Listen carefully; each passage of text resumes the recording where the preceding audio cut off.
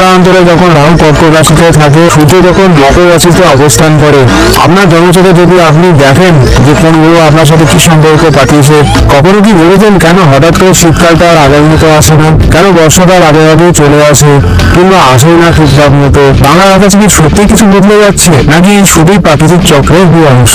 আজ আমরা এমন একটি বিষয় নিয়ে আলোচনা করবো যা বিজ্ঞান ও জ্যোতিষশাস্ত্রের দুটোকে একসঙ্গে তুলে ধরবে। পরিবেশ, জ্যোতিষ, গ্রহ নক্ষত্র পর্ব, বাংলা ও জলবায়ুর ভবিষ্যৎ কি হবে তা নিয়ে আমরা আজ আলোচনা করব। বাংলা গঙ্গা পদ্মার এই অববাহিকায় বয়ে ওঠা একটা প্রাচীন জনপদ। এই ভূখণ্ডে হাজার বছর ধরে চাষবাস চলে আসছে, জীবন চলে এসেছে প্রকৃতির সাথে সামঞ্জস্য রেখে। প্রাচীনকালে মানুষ প্রকৃতিতে কি হলে ঈশ্বরের মতো পুজো করত, আর কারেন্টের বৃষ্টি না হলে বৃষ্টি দেবতাকে, আর খরা হলে সূর্য দেবতাকে ডাকা হতো। কিন্তু এটা কি সবই বিশ্বাস নাকি এর ভেতরে সত্যি করে জ্যোতিষের রহস্য লুকিয়ে আছে? আসলে ভারতীয় জ্যোতিষশাস্ত্র অনুযায়ী নবগ্রহ সূর্য, চন্দ্র, মঙ্গল, বুধ, বৃহস্পতি, শুক্র, শনি, রাহু ও কেতু এদের প্রত্যেকেরই পরিবেশের উপর একটা বিশেষ প্রভাব বিস্তার রয়েছে। যেমন ধরুন, বৃহস্পতি যখন কর্কট রাশিতে থাকে তখন বলা হয় বর্ষা ভালো হয়। আবার যখন শুক্র ও মঙ্গলের কিছু সংযোগ সময়কালে খরা কিংবা অতিরিক্ত গরম পড়তে থাকে। আচ্ছা, আপনি কি জানেন গ্রহগুলোর চলাচল পরিবেশের উপর সরাসরি প্রভাব পড়লে? যেমন ধরুন শুক্র গ্রহ, শুক্র প্রতিষ্ঠাত সৌন্দর্য, জল ও শান্তির প্রতীক। কিন্তু যখন শুক্র দুর্বল অবস্থায় থাকে, যেমন কন্যা রাশি থেকে রাহু কেতুর সাথে অবস্থান করে, তখন সেটা শুষ্কতা ও বায়ুদূষণের দিকে নিয়ে যেতে পারে। বাংলা অঞ্চলে এই সময় দেখা যায় গরম হাওয়া, আর্দ্রতার ঘাটতি এবং বৃষ্টি কমে যাওয়া। আবার বৃহস্পতি যাকে বলা হয় গুরু গ্রহ, সে জলে প্রতি রাশিতে শক্তিশালী হয়ে অবস্থান করে। যখন কর্কট বা মীন, তখন বৃষ্টি খুবই বেশি হয়। বহু প্রাচীন পঞ্জিকা বলছে 1978 সালে বর্ষাবরণ যেমন ছিল ভয়াবহ ছিল, তখন বৃহস্পতি কর্কট রাশিতে অবস্থান করেছিল। একই সঙ্গে শনিও কুম্ভে অবস্থান করেছিল, যার ফলে ছিল বৃষ্টির সারসঙ্গে ভরপুর। তবে এখনই শেষ নয়, রাহু কেতু ছায়া বয়ে পূর্ব অনেক সময় পরিবেশ পরিবর্তন আনে। বাংলা অঞ্চলে যখন রাহু কর্কট রাশিতে থাকে, তখন বলা হয় নদীতে জলস্তর অস্বাভাবিকভাবে বেড়ে যাচ্ছে। এটা বন্যা ও খরার পূর্বাভাস হতে পারে। সাধারণ মানুষ এটা শুধু আবহাওয়ার খামখেয়ালি বলে ধরে নেয়, কিন্তু যারা প্রাচীন জ্যোতিষ পড়েন তারা এই গ্রহ পরিবর্তনের তালিকা থেকে আগেই অনুমান করতে পারেন কবে বৃষ্টি হবে আর কবে বৃষ্টি পড়বে না। কারণ সত্যি গ্রহগুলি বা বাংলা জলবায়ুর উপরে এতটা প্রভাব বিস্তার করে নাকি একটি কাকতলীয়, এটা আমাদের জেনে জানতে হবে। আমাদের ইতিহাস সাক্ষী আছে বাংলা বরাবর মুখোমুখি হয়েছে প্রাকৃতিক দুর্যোগের, কিন্তু একটু খেয়াল করলে দেখা যায় এই দুর্যোগগুলির পেছনে কোনো না কোনো ভাবে অশুভ সংকেত পূর্ব থেকেই ছিল। যেমন ধরে নিই 1943 সালে দুর্ভিক্ষ। এখানে কি হয়েছিল? 1943 সালে ভয়ঙ্করের যে মন্বন্তর, যাকে আমরা বলি 50-এর মন্বন্তর। এই সময় কি হয়েছিল? বাংলার খাদ্যাভাব সৃষ্টি হয়, শুষ্কতা, অনাবৃষ্টি এবং সব একসাথে দেখা দিয়েছিল। লক্ষ লক্ষ মানুষ নয় সময় মারা গিয়েছিল। এছাড়া বৃহস্পতি ছিল কোথায় তুলা রাশিতে দুর্বল অবস্থায় ছিল, আর শুক্র ছিল রাহুর সঙ্গে যুক্ত। ফল কি দুর্ভিক্ষ, গরম ও অর্থনৈতিক অস্থিরতা সৃষ্টি হয়েছিল। এরপরে ধরে নিই 2009 সালের আয়লা ঝড়। এ সময় কি হয়েছিল? 2009 সালের মে মাসে পশ্চিমবঙ্গ ও বাংলাদেশে ঘুরে বয়ে যায় ঘূর্ণিঝড় আয়লা। সে সময় কেতু অবস্থান করছিল কোথায়? মিথুন রাশিতে, যা হাওয়া ও বাতাসের সঙ্গে যুক্ত ছিল। মঙ্গল ছিল কোথায়? কর্কট রাশিতে। জলের উপাদানে আগুনের প্রভাব বেড়ে গিয়েছিল। এরপরে কি জলোচ্ছ্বাস আর ধ্বংস সৃষ্টি হয়েছিল। এই ঘটনাগুলো শুধু ইতিহাস নয়, এরা হয়ে দাঁড়িয়েছে ভবিষ্যতের জন্য একটা বড় ধরনের শিক্ষক। অনেক জ্যোতিষী আজও পুরনো ঘটনাগুলোকে গ্রহগত প্যাটার্ন হিসেবে বিশ্লেষণ করে ভবিষ্যতের জন্য পূর্বাভাস তৈরি করে। যদি আমরা আগে থেকে জানতে পারি কখনো কোন গ্রহ বাংলা অঞ্চলে পরিবেশগত প্রভাব ফেলবে, তাহলে আমরা আগে থেকে বলে দিতে পারবো যে কখন কি ধরনের সমস্যা আসতে চলেছে। 2025 সাল রাশি চক্রগতভাবে একটি বিশেষ বছর। এটি কারণ এই বছর ঘটেছে এমন কিছু গ্রহ সংযোগ যা আগের বহু বছরের সঙ্গে বারবার মিলে যাচ্ছে। যেসব অঞ্চলে বাংলার আবহাওয়া বড় ধরনের পরিবর্তন ঘটেছিল, তার সাথে এই রাশিচক্রের পরিবর্তন 2025-এ মিলে যাচ্ছে। যেমন ধরুন, এই বছর রাহু থাকবে কোথায়? মীন রাশিতে, যেটা জলের রাশি। অন্যদিকে কেতু থাকবে কোথায়? কন্যা রাশিতে, যেটা হলো শুষ্ক মাটির রাশি।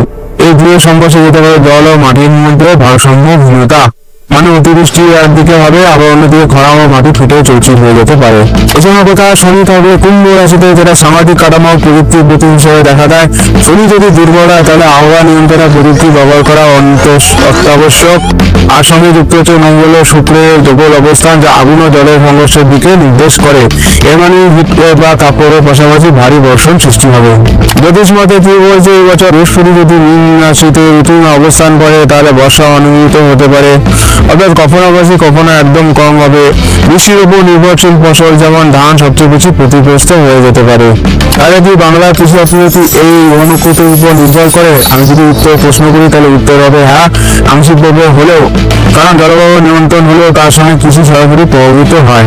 বয়সটন কোমল করেই বড়, তবে ভয় পাওয়ার কিছু নেই। এই তথ্য যদি আমরা সময়ভাবে জানতে পারি তাহলে আমরা প্রস্তুতি নিতে পারবো আগে থেকে। চাষের ধরন বদলানো, সেই ব্যবস্থার উন্নয়ন বা বৃষ্টির সময় সতর্কতা, এটুকুই আমরা জানতে পারবো। একটা সময় ছিল যখন মানুষ ভাবতো জ্যোতিষ মানেই হলো কুসংস্কার, কিন্তু এখন সময় বদলেছে। প্রাথমিক বিজ্ঞানীরা পর্যন্ত স্বীকার করেছেন সৌরজগতের জলাচল, পৃথিবীর চৌম্বক ক্ষেত্র, বায়ুপ্রবাহ সমুদ্র স্রোতের উপরে বিশেষ প্রভাব ফেলবে। আজকের দিনে অনেক উন্নত দেশ যেমন জাপান, ভারত, এমনকি নাসা পর্যবেক্ষণরা এটা স্বীকার করেছে সোলার অ্যাস্ট্রোলজি কার্যকরী। এটা পৃথিবীর ও জলবায়ুকে ভালোভাবে প্রভাবিত করে। দৃষ্টান্ত হিসেবে আমরা কি বলতে পারি, যেমন সূর্য যখন মকর রাশিতে অবস্থান করে তখন মকর সংক্রান্তি দেখা দেয়। বাংলা এই সময় শুরু হয় শীতের শেষ, কিন্তু শুধু সেই সময় মঙ্গল ও সূর্য দৃষ্টি একসাথে পড়ে, কারণে শীত দীর্ঘায়িত হতে পারে বা ঠান্ডার সঙ্গে জ্বর-সর্দির প্রকোপ বাড়তে পারে। আধুনিক আবহাওয়া বিজ্ঞানীরা এখন স্যাটেলাইট, রাডার ও এই মডেল ব্যবহার করে বৃষ্টিপাত বা ঘূর্ণিঝড়ের ভবিষ্যবাণী করে থাকেন। কিন্তু একে সমৃদ্ধ করতে যদি আমরা প্রতিশোধ গ্রহ গতিবিধি ও রাশিচক্রের মডেলকে তুলে ধরতে পারি তাহলে ভবিষ্যৎ আরো স্পষ্ট হতে পারে। হয়তো আজ নয়, কিন্তু আগামীকাল পরিবেশ ও জ্যোতিষ হতে পারে কৃষক থেকে শহরের প্রশাসক সবার হাতে এক শক্তিশালী ভবিষ্যবাণী হাতিয়ার হয়ে দাঁড়াবে। এবার প্রশ্ন এটা আসতে পারে, পরিবেশ জ্যোতিষ তো বুঝলাম, কিন্তু আমরা জীবনে ব্যবহার কিভাবে সম্ভব? চমৎকার প্রশ্ন এটা বলছি। জ্যোতিষ কেবল বড় পর্যবেক্ষণের জন্য নয়, এটি আমাদের দৈনন্দিন জীবনে ছোট ছোট সিদ্ধান্তের জন্য সাহায্য করে। একজন কৃষক যদি জানেন যে আগামী 2 মাস শুক্র চন্দ্রের অবস্থান অনুযায়ী অতিবৃষ্টি হতে চলেছে, তাহলে তিনি এমন ফসল বেছে নিতে পাবেন যেগুলো জ্বর সহ্য করতে পারে। আবার খরা আসতে জানলে তিনি অল্প সময় ফসলও বলে দিতে পারেন। আপনি যদি জানেন যে একটি বিশেষ গ্রহের অবস্থানে পাহাড়ি অঞ্চলে হওয়াতে অতিবৃষ্টি হতে পারে, তাহলে আপনি আপনার টিপ পিছিয়ে দিতে পারেন বা নিরাপদ বিকল্প খুঁজে নিতে পারেন। তাহলে কি আমরা যদি আগে থেকেই জানতে পারি যে জ্যোতিষী প্রভাবে কখন কোথায় দুর্ভিক্ষ হবে, অনাবৃষ্টি হবে অথবা ঝড় বৃষ্টি আসতে পারবে বা এমন ধরনের সম্ভাবনা থাকে, তাহলে কি আমরা যদি কোনো বড় ধরনের ভ্রমণের পরিকল্পনা করে থাকি বা বিদেশে যাওয়ার পরিকল্পনা করে থাকি, পায়ে যাওয়ার পরিকল্পনা করে থাকি, তাহলে সেই অনুযায়ী আমরা আমাদের সময়কে টিকিটকে পিছিয়ে দিতে পারবো, যাতে আমরা আগে থেকে জানতে পারি। আগেকার দিনে তো এরকম পূর্বাভাসের কোনো ব্যবস্থা ছিল না। জ্যোতিষশাস্ত্র অনুযায়ী আগেকার দিনে খরা বৃষ্টিকে পর্যবেক্ষণ করা হতো। আগেকার দিনে জ্যোতিষশাস্ত্র অনেক এগিয়ে ছিল, তখনকার ঋষিমুনিরা বলে দিতে পারতো যে এই বছর কখন অনাবৃষ্টি হবে, ঝড় বৃষ্টি হবে, সেই সময় প্রেডিকশন না হতো। তাই এইভাবে কি হলো, আমরা এইসব জানতে পেরে মেয়রের অফিস, পুরসভা, এমনকি ইভেন্ট অর্গানাইজাররা এর মাধ্যমে তথ্য জেনে আমরা সময়কে পিছিয়ে দিতে পারি এবং সঠিক ব্যবস্থা আগে থেকে নিতে পারি। আপনারা দেখুন জন্ম ছকে যে কোথায় রয়েছেন কোন গ্রহ, আপনি সেই হিসেবে জানতে পারবেন যে ঋতু আপনার শরীরের উপর কি কি বিশেষ প্রভাব ফেলবে। তখন সেই অনুযায়ী আপনি ডায়েট ও মেডিটেশন চার্ট বানিয়ে আপনি আগে থেকে প্রিকশন নিতে পারেন। তাহলে কি জ্যোতিষ শুধুমাত্র ভবিষ্যৎ বলে না, সে ভবিষ্যতের জন্য প্রস্তুত নেওয়া যায় সেটাও আমাদের শিখিয়ে দেয়। তাহলে বন্ধুরা, আমরা কি বলতে পারি জ্যোতিষ আর আবহাওয়া, পরিবেশ আর গ্রহ এই সব কিছু একে অপরের সঙ্গে জড়িত আছে? যদি প্রশ্ন করি তাহলে আমার উত্তর হবে হ্যাঁ, অবশ্যই। আপনি যদি বাতাসে শ্বাস প্রশ্বাস নিচ্ছেন, সেটাও বৃষ্টি যেটা এসে হচ্ছে, যে রোদের তাপে আপনি ঘুরে যাচ্ছেন, তার পেছনে সৌরজগতের সূক্ষ্ম খেলা লুকিয়ে রয়েছে। সব এগুলো জ্যোতিষশাস্ত্রের খেলা। জ্যোতিষশাস্ত্র মানে শুধু দৈব নয়, শুধু এটি প্রাকৃতিক এক প্রাচীন বিজ্ঞান সূত্র উপায়। এটি আমাদের সেটা প্রাকৃতিক শক্তিকে ভয় না পেয়ে তাকে বোঝা, তাকে প্রকৃতভাবে সম্মান করা। আপনার জন্মছকে যদি আপনি দেখেন যে কোন গ্রহ আপনার সাথে কি সম্পর্ক পাঠিয়েছে, তাহলে আপনি নিজেকে আরো ভালো করে বুঝতে পারবেন। কখন আপনার মন শান্ত থাকবে আর কখন আপনার মন অস্থির হয়ে যাবে, সেটা আপনার শরীর চাইবে কখন বিশ্রাম, আর কখন আপনি ঘুমাতে চান, কখন আপনি কি করতে চান, আপনি জ্যোতিষশাস্ত্রের মাধ্যমে সবকিছু জানতে পারবেন। সুন্দর এক কথা বইয়েরা বলে, কি বলছে জ্যোতিষ বলে আপনি কি আপনার সঙ্গে তাল মিলিয়ে রয়েছেন, যেতে চলছেন। কিন্তু আপনাকে দিই কিছু সহজ ও প্র্যাকটিক্যাল টিপস। নম্বর 1 হচ্ছে, যখন নতুন পূর্ণিমা চাঁদের সময় লক্ষ্য রাখবেন যে এই সময় আবহাওয়া হঠাৎ করে পরিবর্তন হয়ে যায়, যেমন ঝড় ঝড় ও বৃষ্টি সম্ভাবনা হঠাৎ করে বেড়ে থাকে। চন্দ্র যখন কর্কট, বৃশ্চিক ও মীন রাশিতে অবস্থান করে তখন জলীয় উপাদান হঠাৎ করে বেড়ে যায়। 2 নম্বর টিপস হলো যখন মঙ্গল গ্রহ কন্যা বা তুলা রাশিতে প্রবেশ করে তখন বাংলার বাতাসে গরম ও আর্দ্রতা বেড়ে যায়। এই সময় কর্মকান্তির সমস্যা বা গরমের অস্বস্তি বাড়ে। 3 নম্বর টিপস দেওয়া আছে শুক্র ও শনির জ্যোতি যখন ঘুরবে বিশেষ করে মকর ও কুম্ভ রাশিতে তখন বাংলায় ধোঁয়াশা, দূষণ ও হালকা ঠান্ডা দেখা যায়। এছাড়া প্রবল ধোঁয়া, শূন্য বাতাস, শুরুতে হঠাৎ বৃষ্টি আসতে পারে।